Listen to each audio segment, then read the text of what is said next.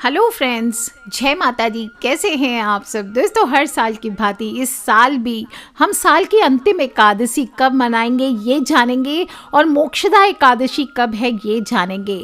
मार्गशीर्ष माह की शुक्ल पक्ष की एकादशी, जिसे हम मोक्षदा एकादशी कहते हैं, जिस दिन जगत के पालनहार भगवान श्री हरि विष्णु की हम पूजा अर्चना करते हैं, एकादशी का व्रत करते हैं, छोटे छोटे उपाय करके मोक्ष, धैर्य और ज्ञान का वरदान पाते हैं। इसे मोक्षदा एकादशी कहते हैं।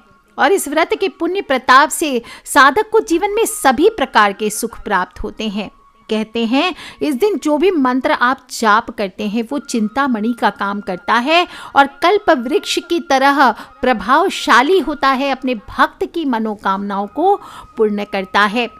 द्वापर में मार्गशीर्ष माह के शुक्ल पक्ष की एकादशी के दिन ही कुरुक्षेत्र में भगवान श्री कृष्ण ने अर्जुन को श्रीमद् भगवद गीता का उपदेश दिया था। इसलिए आज के दिन ही गीता जयंती भी मनाई जाती है।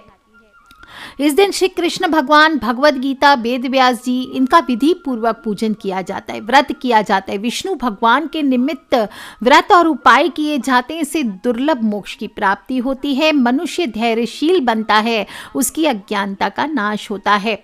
इस दिन से गीता पाठ का अनुष्ठान आरंभ करना चाहिए और प्रतिदिन थोड़ी देर गीता पाठ जरूर करना चाहिए।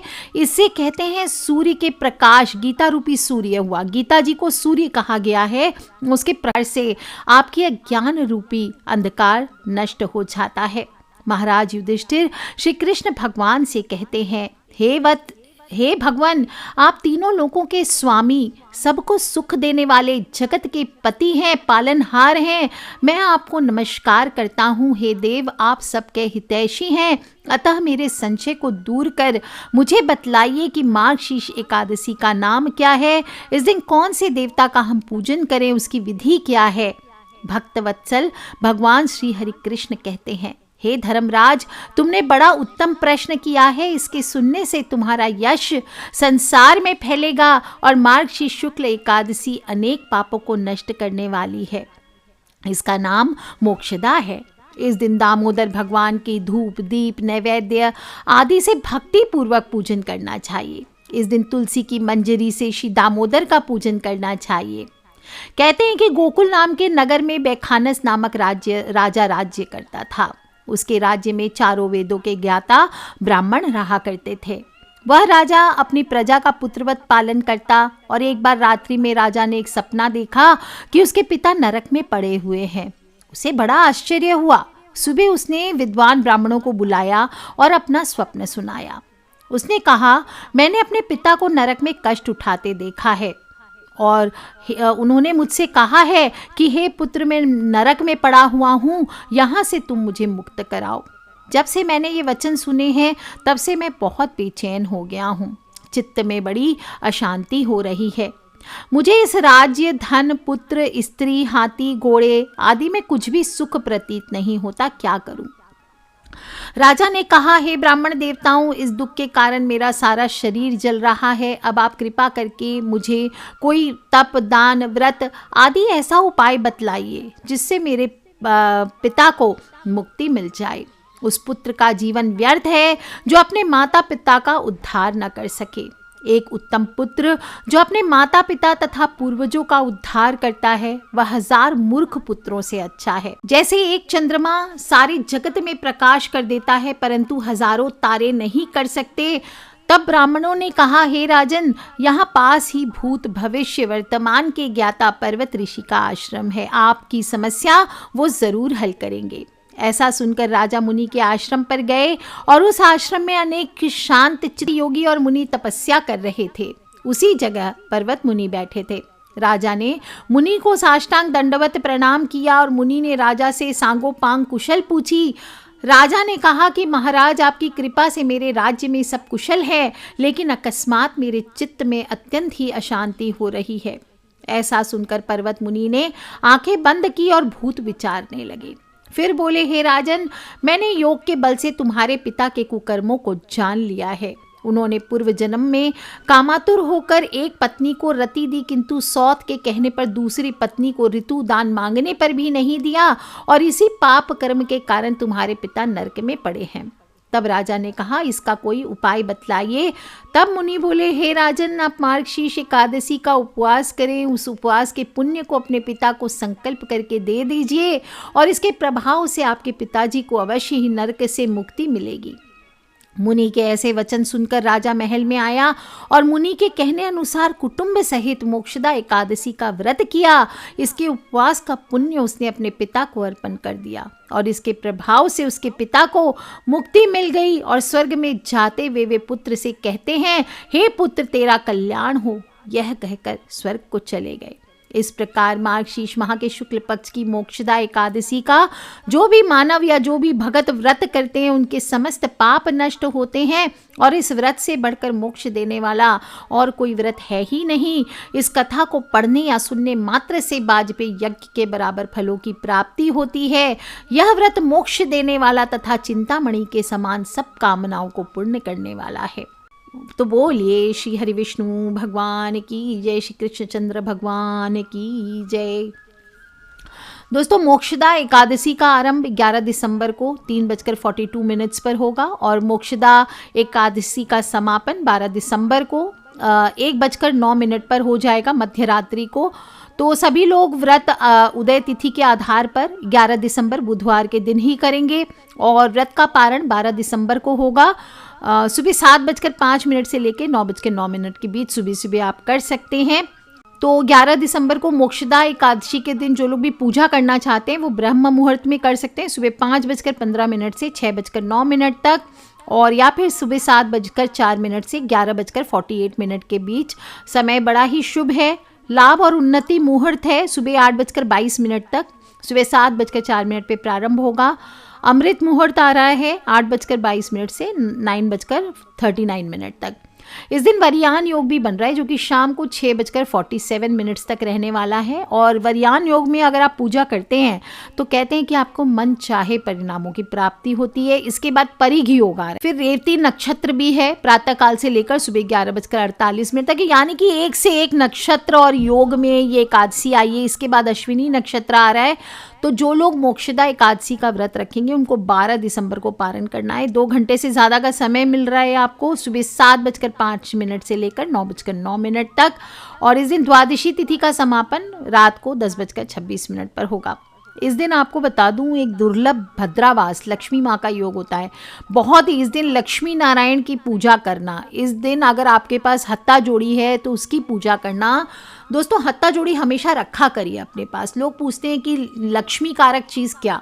लक्ष्मी कारक सबसे पहले आपके पास एक हत्ता जोड़ी अवश्य होना चाहिए। दूसरी चीज़ जो श्री यंत्र है, इसके बाद आप लक्ष्मी कौड़ियाँ हैं, पीली लक्ष्मी कौड़ियाँ, मृग कस्तूरी हुआ, मोती शंख हुआ, दक्षिणावर्ती शंख हुआ, ये सब रखते रहिए, गोमती चक्र हुए। लेकिन सर्वप्रथम आपको हत्ता जोड़ी अपने घर पे अवश्य रखनी चाहिए। इसकी पूजा प्रतिदिन नियमित रूप से या कम से कम एकादशी हो, पूर्णिमा हो, अमावस्या हो, बड़ी तिथियां आती है, अक्षय तृतीया आते, दीपावली आती है, होली आती है, इसमें आपको पूजा ज़रूर करनी चाहिए हत्ता जोड़ी की। और ओम श्रीम ह्रीम श्रीम कमले कमलालय प्रसीद प्रसीद श्रीम ह्रीम शिम ओम महालक्ष्मी नमः, इस मंत्र से आप जाप कीजिए। आप देखिए कैसा कमाल होता है। और एकादशी के दिन जो लोग भी उपवास करना चाहते हैं वो दशमी की रात्रि से ही नियम कर लीजिए। एक तो ब्रह्मचर्य का पालन करते हुए सोना है आपको, भोग विलास से दूर रहिए और मांस, मदिरा, प्याज, लहसुन, मसूर की दाल, ये सब चीज़ों का सेवन से बचना चाहिए। ओम नमो भगवते वासुदेवाय, ओम नमो भगवते वासुदेवाय बोलते हुए जाप करें और फिर सोना चाहिए। सुबह जल्दी उठ करके घर की साफ सफाई कीजिए। वैसे कहा जाता है कि एकादशी के दिन झाड़ू नहीं लगाना चाहिए। एक चींटी, सूक्ष्म जीव जो होते हैं उनकी मृत्यु का भय रहता है, तो कपड़े से इस दिन साफ कर लीजिए। मुख्य द्वार की सफाई अवश्य करें, उसे सजाएं। देवी लक्ष्मी सहित कहते हैं कि भगवान विष्णु आगमन करते हैं आपके घर पे, तो हल्दी के जल का छिड़काव करें सफाई करने के बाद।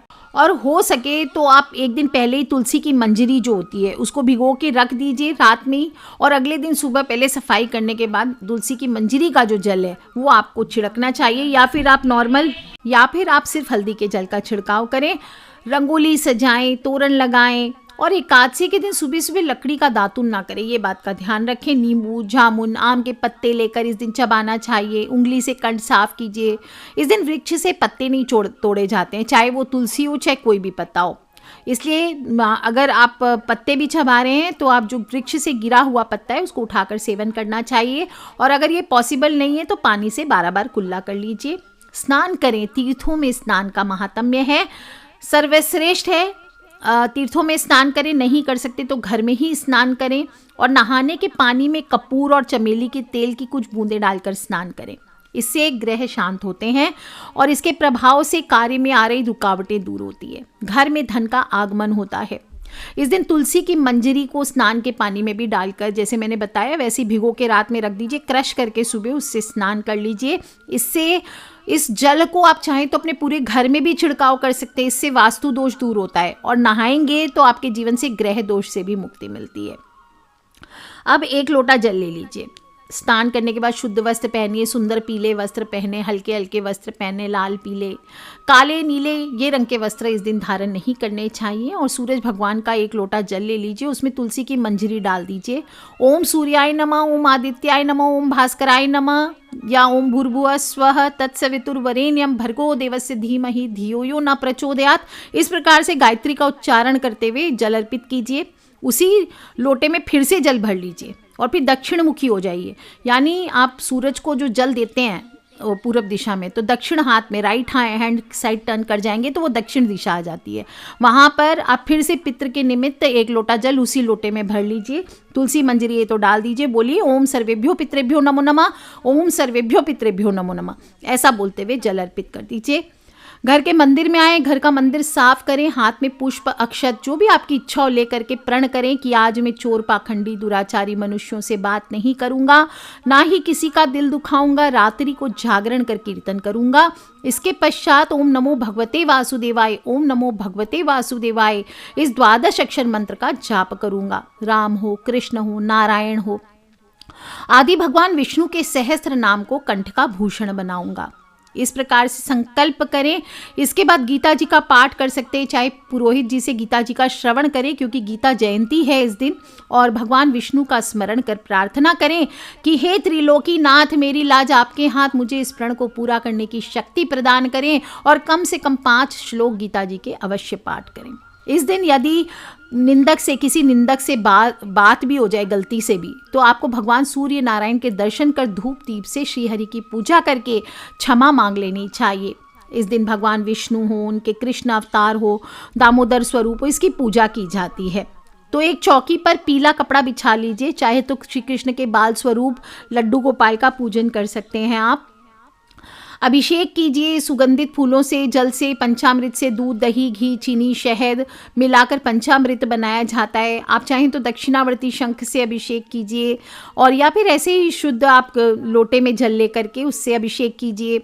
फिर आप शुद्ध जल से अभिषेक करें। इसके बाद भगवान को पोंछें, उनको अच्छे से पोंछ कर उनके शरीर पर अत्र लगाएं। नए वस्त्र, पीले रंग के वस्त्र, पीताम्बर धारी हैं प्रभु, तो हमेशा कहती हूँ कि पीले रंग के वस्त्र धारण कराया करें। इसके बाद जनेऊ धारण कराएं, चंदन चढ़ाएं, अत्र लगाएं, फूलों से श्रृंगार करें, गहने जो भी आप पहनाना चाहते हो पहनाइए। और घी में धनिये के बीज डालकर इस दिन दीपक करना चाहिए, या और चंदन या गूगल की धूप करनी चाहिए। धूप में तुलसी की मंजरी जलाएं। और हालांकि तुलसी के पत्तों को जलाने के लिए शास्त्रों में मना किया गया है, लेकिन मंजरी जो होती है तुलसी की मंजरी, इसको जलाया जा सकता है। इससे घर में शुभता का आगमन होता है। और तुलसी की मंजरी ऐसे भी सुखाकर आप रख लीजिए और रोज़ शाम को शाम के समय घी के दीपक में डालिए और देखिए इसको जलाइए, कैसे आपके घर की सारी नकारात्मकता दूर हो जाती है। इस दिन भगवान को भोग भी लगाएं। भोग में पिस्ता, सीताफल, केला, इसका भोग लगाया जाता है। पंचामृत, चांदी के बर्तन में पंचामृत रख करके भोग लगाइए। तुलसी के साथ तुलसी अवश्य, जो भी भोग लगाएंगे तुलसी अवश्य अर्पित करें। और लाल या पीले कपड़े में लपेटकर गीता जी अगर आपके पास है आपके घर पे, तो श्री कृष्ण भगवान के मंत्रों का जाप करें। गीता जी का संपूर्ण पाठ करें, अध्याय या फिर 11वें अध्याय का पाठ कर सकते हैं। पूजा में श्री कृष्ण भगवान के मंत्र का चंदन, स्फटिक या तुलसी की माला से जाप करें। श्री कृष्ण दामोदराय नमः, ओम श्रीम श्रीधराय त्रैलोक्य मोहनाय नमः, श्री कृष्ण दामोदराय नमः, क्लीं कृष्णाय नमः, राधे राधे राधे कृष्ण, जो भी आपकी इच्छा करें उसका जाप करें। अंत में आरती करें और हाथ जोड़कर प्रभु से कामना पूर्ति की प्रार्थना करें। इस दिन तुलसी की जो जड़ है उससे लेकर पत्ते तक का उपाय मैं अक्सर आपको बताती हूँ, लेकिन आज के दिन तुलसी की मंजरी ज्योतिष में बहुत लाभकारी मानी गई है, असरदार मानी गई है। और आप में से कुछ लोग हालांकि तोड़कर फेंक देते होंगे मंजरी को, लेकिन आज आपको बता दूं कि तुलसी में अगर मंजरी आ जाए तो तुरंत मंजरी तोड़ें, लेकिन उसको फेंकने के बजाय भगवान विष्णु को अर्पित कर दीजिए और एक दिन बाद उसे लाल कपड़े में लपेट कर अपनी तिजोरी में रख दीजिए। आप देखिए तुलसी प्रभु को इतनी प्रिय है, अगर आप ऐसा करते हैं तो कहते हैं कि तुलसी को अगर तोड़ करके, तुलसी की जो मंजरी होती है उसको बोझ कहा गया है तुलसी पर, तो तुलसी की मंजरी को अगर आप तोड़ते हैं तो उसका बोझ उतरता है और इसे उगने पर तुरंत उतार देना चाहिए। इससे आपके भी आर्थिक कष्ट दूर होते हैं और उसको लपेट करके अपनी तिजोरी में रख लीजिए, आपके धन में बरकत होती है। कहते हैं कि आपका रुका हुआ पैसा भी वापस मिलता है, आपके आय में वृद्धि होती है। और इसको तिजोरी में अगर नहीं रख सकते, आपके पास जो भी आपकी धन की दिशा है वहां रख लीजिए या पूरब दिशा में रखें। ऐसा करने से धन आगमन के स्रोत खुलते हैं, धन लाभ होता है। और इसको आप सफ़ेद कपड़े में लपेट कर अगर 27 बार ओम सर्वेभ्यो पितृभ्यो नमो नमः, ओम सर्वेभ्यो पितृभ्यो नमो नमः, अगर आप कोई पूजा पाठ नहीं कर पाते हैं ज़्यादा कुछ, ये उपाय करके देखिए। इसको आप दक्षिण दिशा में रख दीजिए। आप देखिए आपकी कुंडली में अगर पितर दोष है तो वो तुरंत दूर हो जाता है।